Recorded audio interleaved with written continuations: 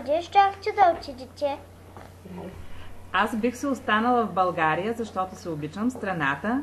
В нея има много ценности, много красива природа и това трябва да бъде оценено от нас и от вас, малките деца. Като всяко дете съм била и послушна, и непослушна, но винаги съм се старала да бъда в повечето случаи послушна, за да радвам своите родители и своите учители. Пожелавам едно много светло бъдеще, изпълнено с много емоции и усмивки. Като директор е много хубаво. Пожелавам ви някой ден и вие, когато пораснете големи като мен, също да така да изпълнявате тези интересни длъжности директор. Не е лесно, но с много усилия и труд се постигат най-хубавите неща. Значи училището са 20 години.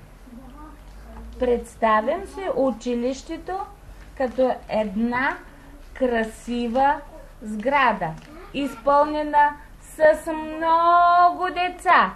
Деца, които са големи и малки, момичета и момчета, бели и черни, послушни и непослушни, знаещи и незнаещи български език, но всичките заедно.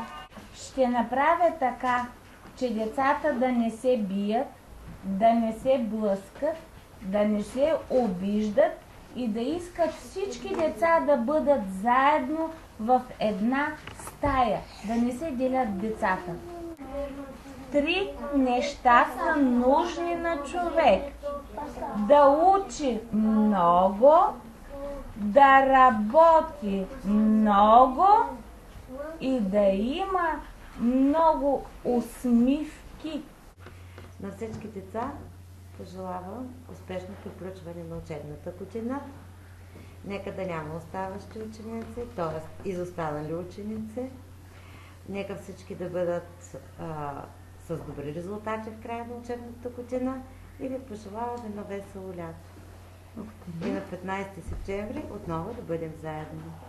Може би щях да се върна някъде назад в историята, в някои хубави времена и години, които да видя каквото знам от историята, да го видя наистина, дали се е случило така.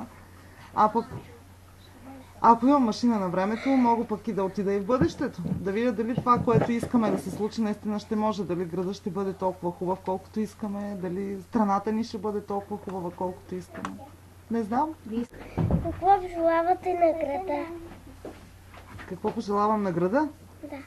На града пожелавам да има много здрави хора. Защото когато има много хубави и здрави хора, в града ще се случват много хубави неща. И най-вече за вас, най-малките жители на Нова Загора. Оле, много труден въпрос. Училището след 100 години. И трябва да е много красиво, първо, като сграда. Да бъде много шарено, много пъстро, много цветно. Да е пълно с цветя, да е пълно с много деца. И децата да бъдат щастливи, да бъдат умни, да могат да четат, да пишат и да пеят много песни.